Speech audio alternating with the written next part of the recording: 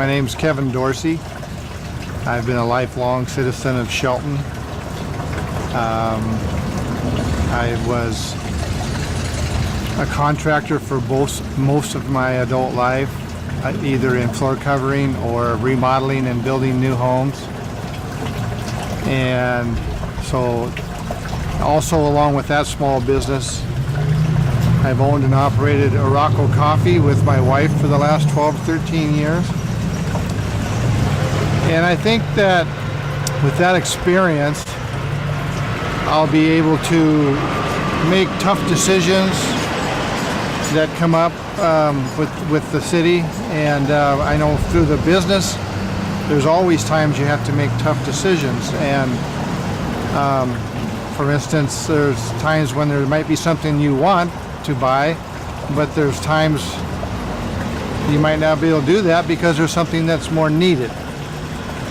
And so I think I'm qualified to make some of those tough decisions. If elected, what are your top priorities? If elected, what are my top priorities? Well, one of them, the top priority for me has to be reducing the debt. The debt is way out of line, and the past commission has spent way too much money on things that we really didn't need at the time. And we certainly didn't need to spend as much as we have on some projects. And so that, to me, reducing the debt, and I think the next important thing for me would be to work with the city staff and let them do their job and provide us with data so that we can make an intelligent decision on certain projects. Okay, ready for FedEx. Always those types of vehicles with a lot of them. Yeah, they do.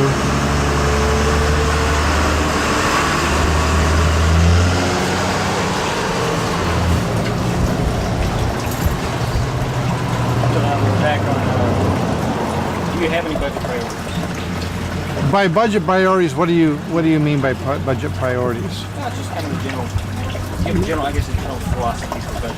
Yeah.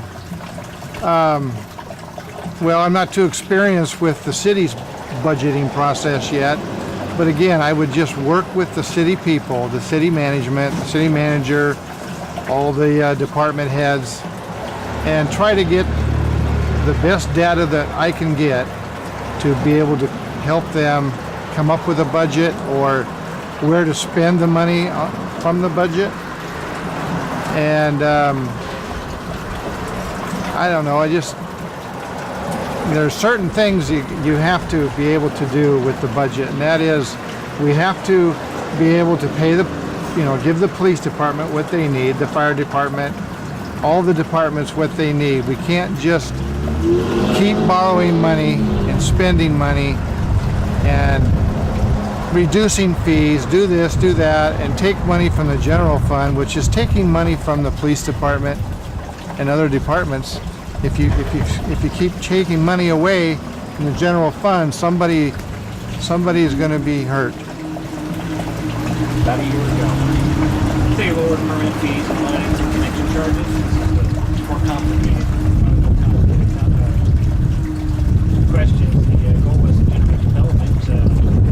Basically, lower fees and accomplish just that. However, depending on how you look at the numbers, not without some financial losses.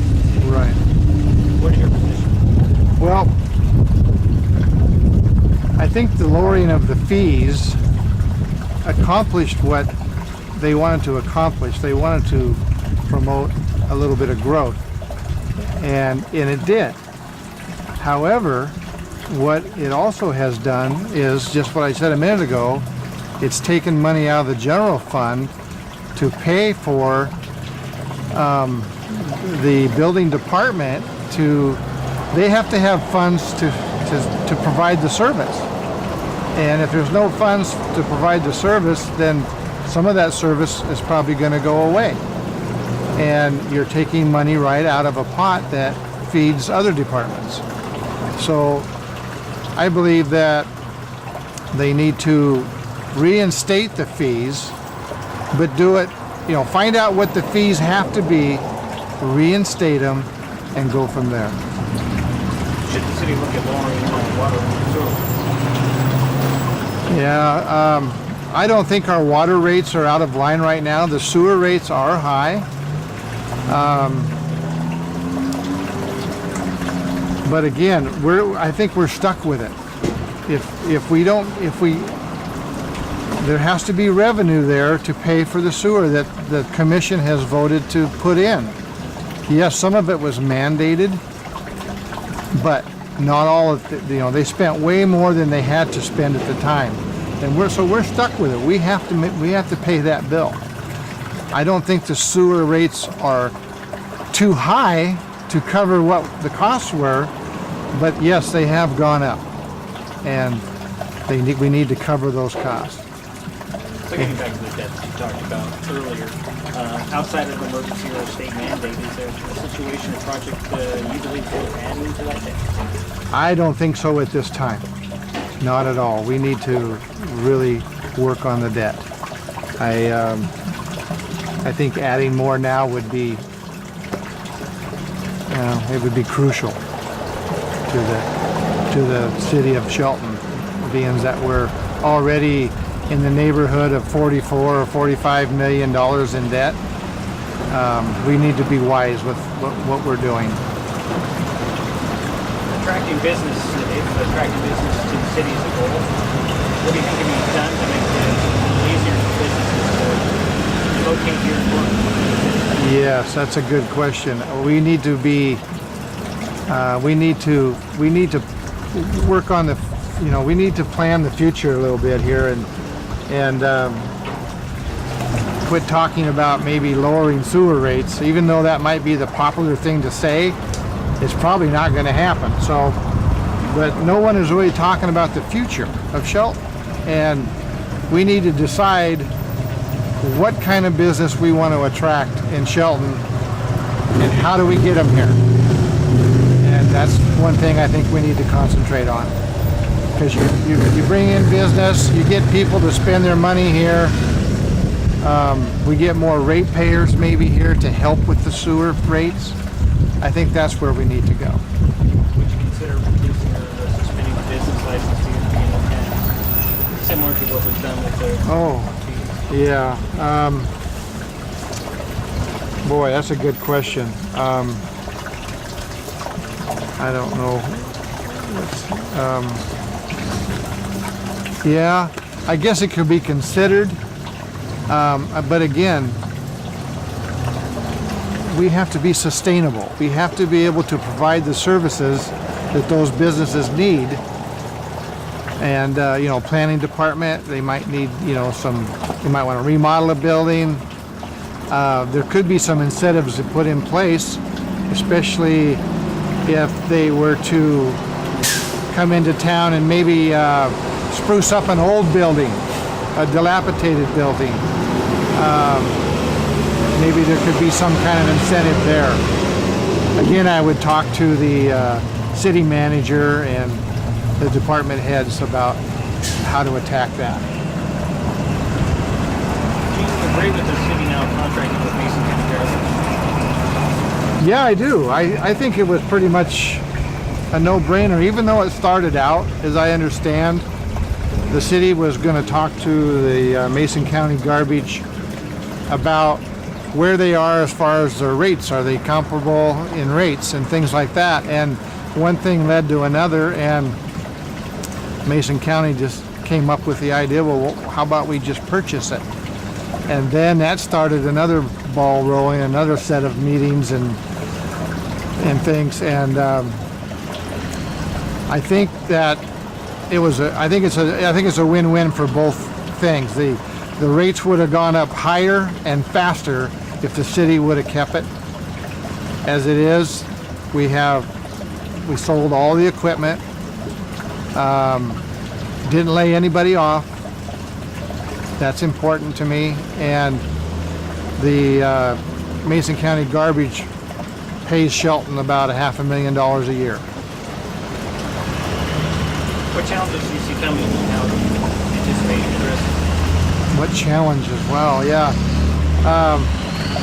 Well, as I said, I'm going to be new at this.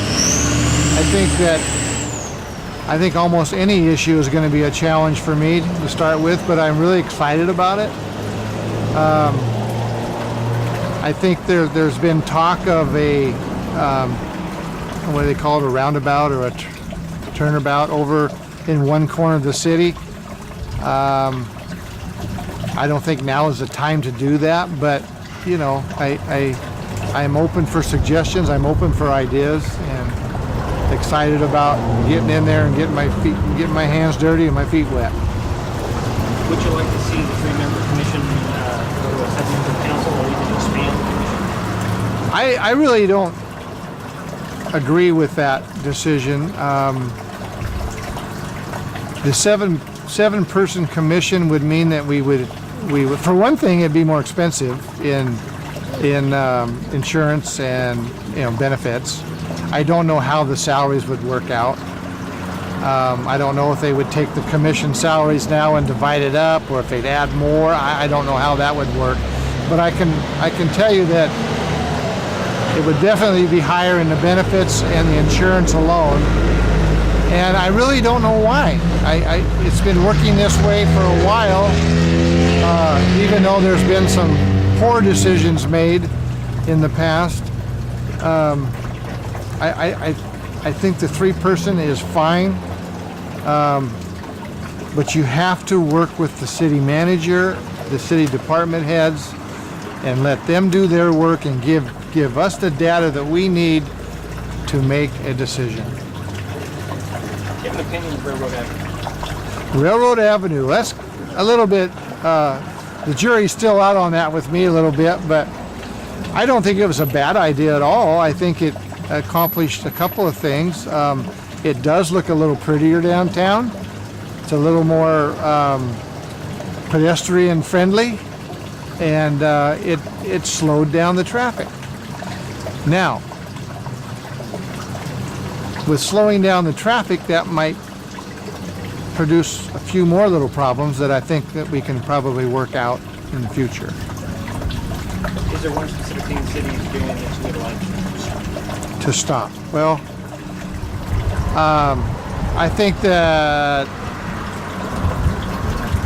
I don't really know how to say this, but I'll just say I think we need to quit making dumb decisions, and wasting money on dumb decisions, and do more work up front before the decision's made, and working with the city people, getting better data, and let them do their job. They're the experts, and then bring that information to us, and so we can make an informed decision. close? Give us what is the 30-second elevator summary of you as best candidate. Well, I think I'm the best candidate simply because of my experience in the past of working with contractors, and I've been last 15 years I've been a construction maintenance supervisor out at the Washington Correction Center. I've seen a lot of contractors come and go. I've seen a lot of money spent that was good. I've seen a lot of money spent that may not have been so good. And so I think I can help make some of these decisions. I think I'm the best candidate for that.